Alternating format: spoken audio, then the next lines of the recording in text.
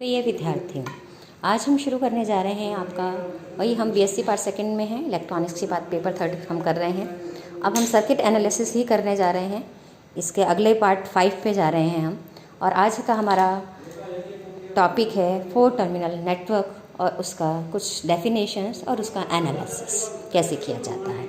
तो हमारे पास जैसे हमने कल पिछले वीडियो में भी बताया था आपको कि हमारे पास 4 टर्मिनल नेटवर्क में 4 एसेसिबल टर्मिनल होते हैं और इस 4 एसेसिबल टर्मिनल में से इनपुट वाले टर्मिनल्स को मैं 1 से दर्शा रही हूँ और आउटपुट वाले टर्मिनल्स को मैं 2 से दर्शा रही हूँ। Input current I1, output current I2, input voltage V1 है और आउटपुट वोल्टेज V2 है। ध्यान रखें, यहाँ दोनों तरफ हमने इनपुट करंट और आउटपुट करंट नेटवर्क में प्रवेश करती हुई दर्शाई है। अब हम चल रहे हैं कि कुछ डेफिनेशन इससे जुड़ी हुई जो कि आपके लिए बहुत इंपॉर्टेंट हैं, उस पर हम चल रहे हैं। तो पहली मेरे पास डेफिनेशन है कि पाश की अगर मेरे पास जो भी जाल है उसमें एक से अधिक लूप हैं तो कोई भी एक मैंने jth लूप लिया अगर, तो उस jth लूप में मैं देखना कि निवेशी प्रतिबाधा क्या होगी। jth लूप के निवेशी प्रतिबाधा का मान होगा EJ/IJ, यानी वोल्टा अपॉन धारा का उस लूप में वोल्टा और धारा का जो अनुपात है वो कहलाएगी उस पाश की निवेशी प्रतिबाधा। लेकिन ध्यान रखें, क्योंकि यहाँ पर चूँकि एक से अधिक पाश जुड़े हुए हैं, लेकिन ये प्रतिबाधा का मान हम तब निकालेंगे कि जबकि शेष पाशों में से सभी जनित्रों को हमने हटा दिया है, केवल उसी पाश में जनित्र हमारा है जहाँ पर कि हम निवेशी प्रतिबाधा का मान ज्ञात कर रहे हैं।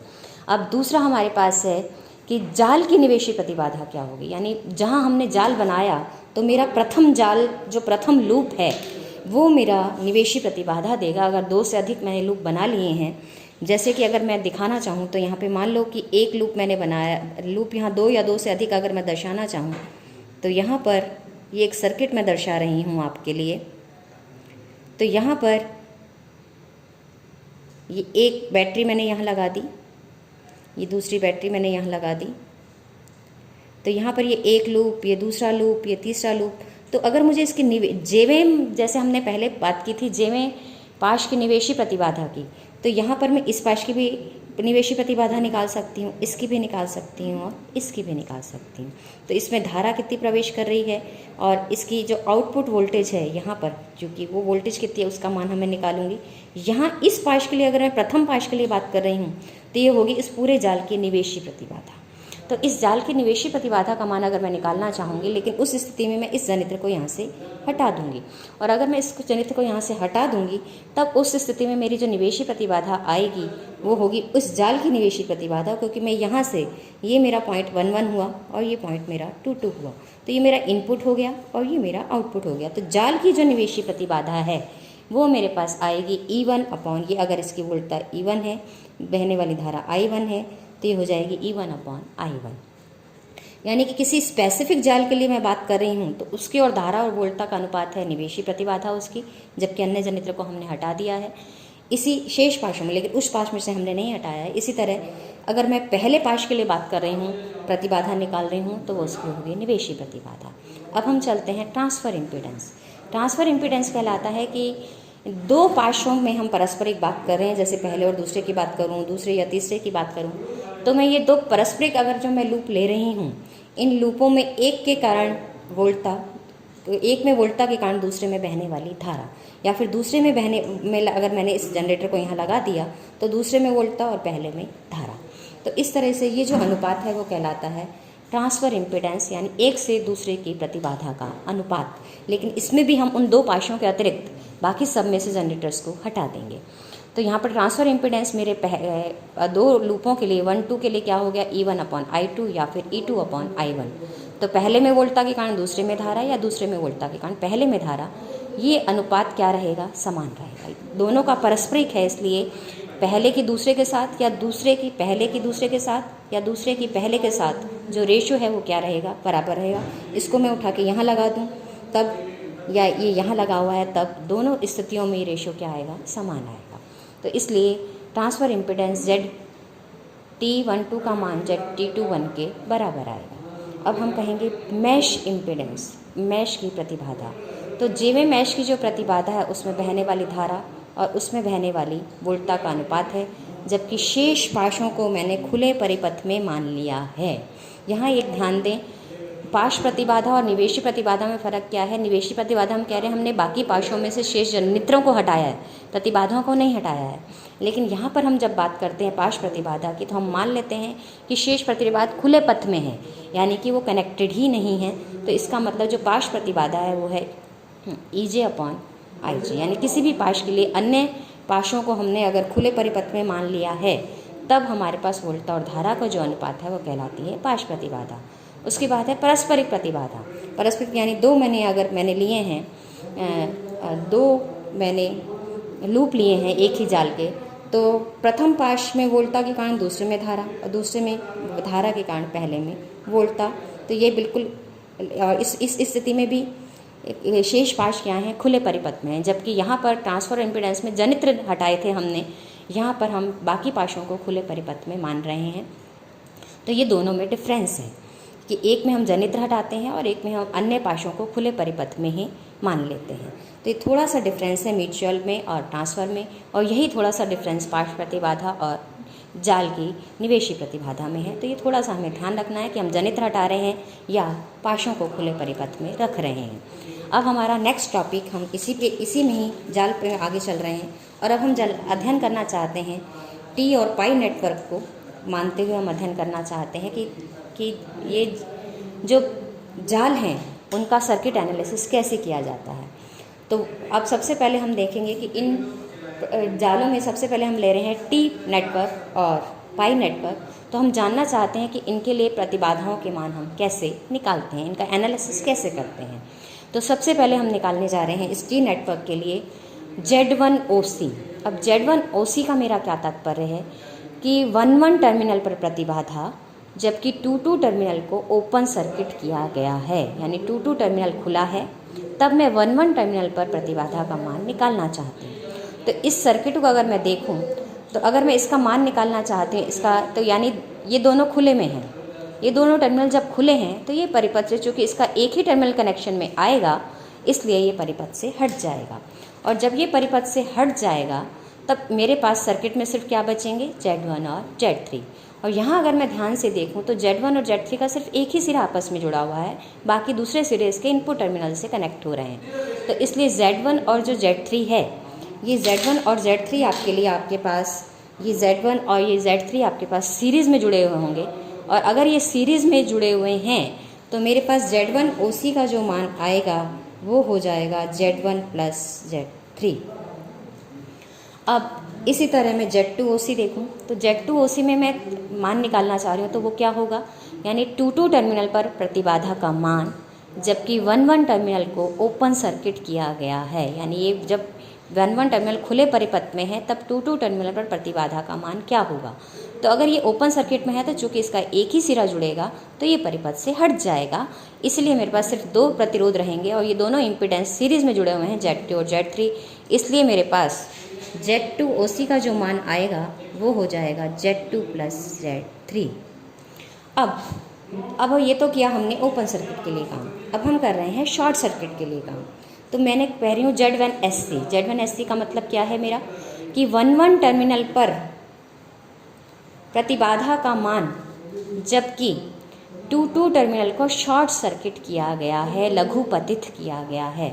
तो यहाँ पर हमने जब 2-2 टर्मिनल को लघुपतित कर दिया, तो यहाँ पर यह मैंने दिखाया कि 2-2 टर्मिनल को मैंने लघुपतित कर दिया। जब मैंने 2-2 टर्मिनल को लघुपतित कर दिया तो Z2 और Z3 दोनों परस्पर पैरेलल कनेक्शन में आ गए हैं, समांतर क्रम में आ गए हैं, क्योंकि दोनों सिरे दोनों से, यहाँ अगर आप ध्यान दें तो एक सिरा दोनों का यहाँ जुड़ गया और दूसरा सिरा Z2 का इधर से जाके यहाँ से जुड़ गया, मतलब ये दोनों सिरे ही आपस में जुड़े हुए हैं। तो Z2 और Z3 पैरेलल में आ गए। तो इस पैरेलल कॉम्बिनेशन के मान को मैंने मान लिया Z', यानी Z' का मान मेरा हो गया Z2 Z3 upon Z2 + Z3। Parallel combination के लिए हम जो प्रतिरोधों का लिखते हैं तो ये रिजल्ट मुझे मिलता है। अब चूंकि ये दोनों, अब मैं देखूं ये दोनों अब किस में आ गए? सीरीज़ में आ गए। तो नेट जो मान मेरे पास आएगा तो वो Z1SC का मान हो जाएगा Z1 + Z', और Z' का जब मैं मान पुट करती हूँ तो ये हो जाएगा Z1 + Z2 Z3 upon Z2 + Z3। इसी तरह मैं बात कर रही हूँ Z2SC की। तो Z2SC का मतलब मेरा क्या है कि 2-2 टर्मिनल पर प्रतिबाधा जबकि 1-1 टर्मिनल को शॉर्ट सर्किट किया गया है, लघुपथित किया गया है।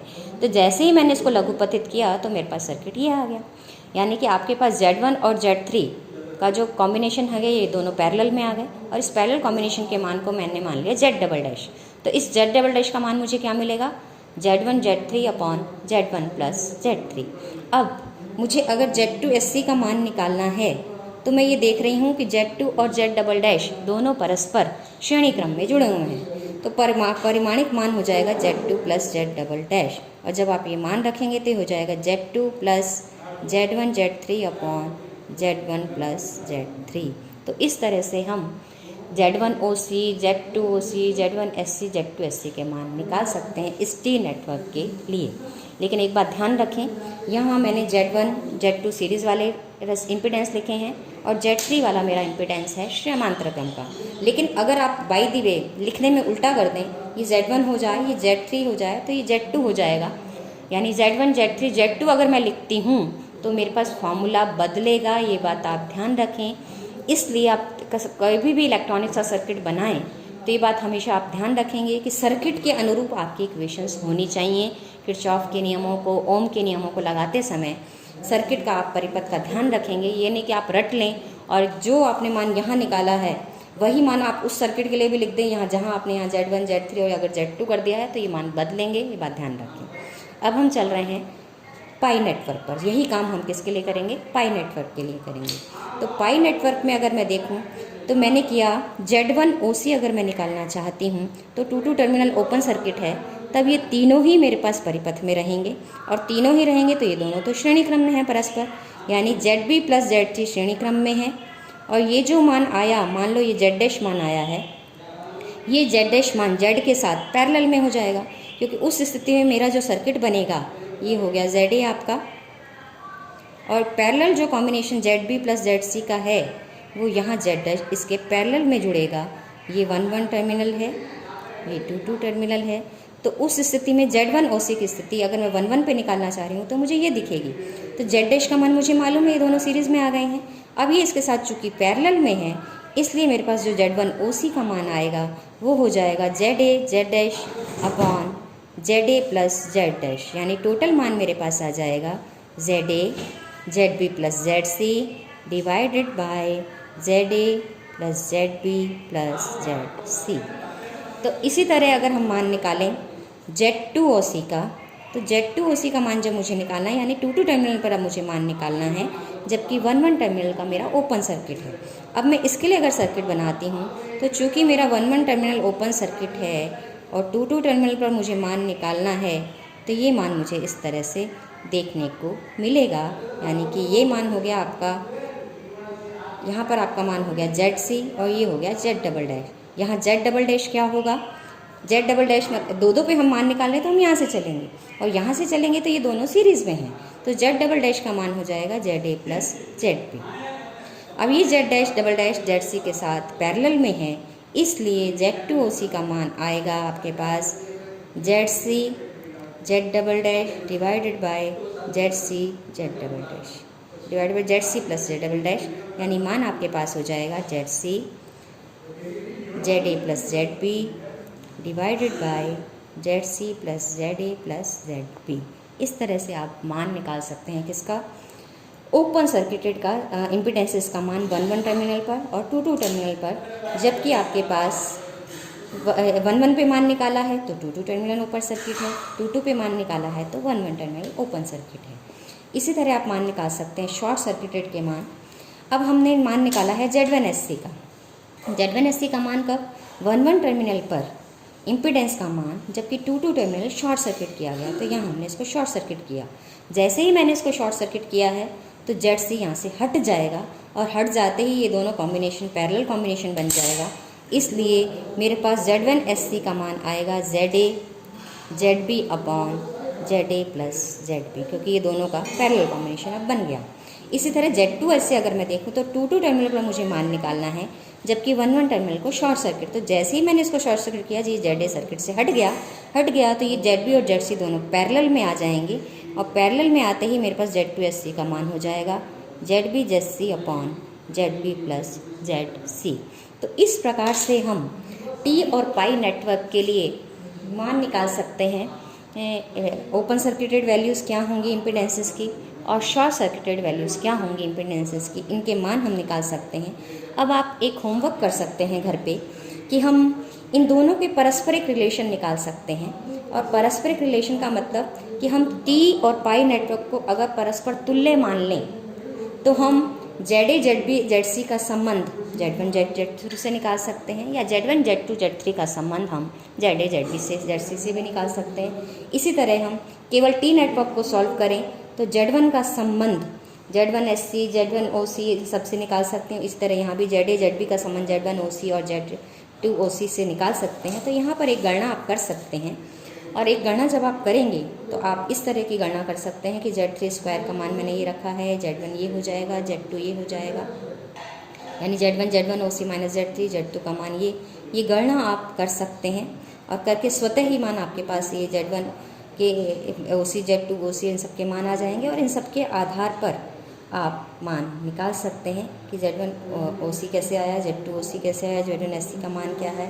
इन सब के आधार पर Z1 Z2 और Z3 आप निकाल सकते हैं।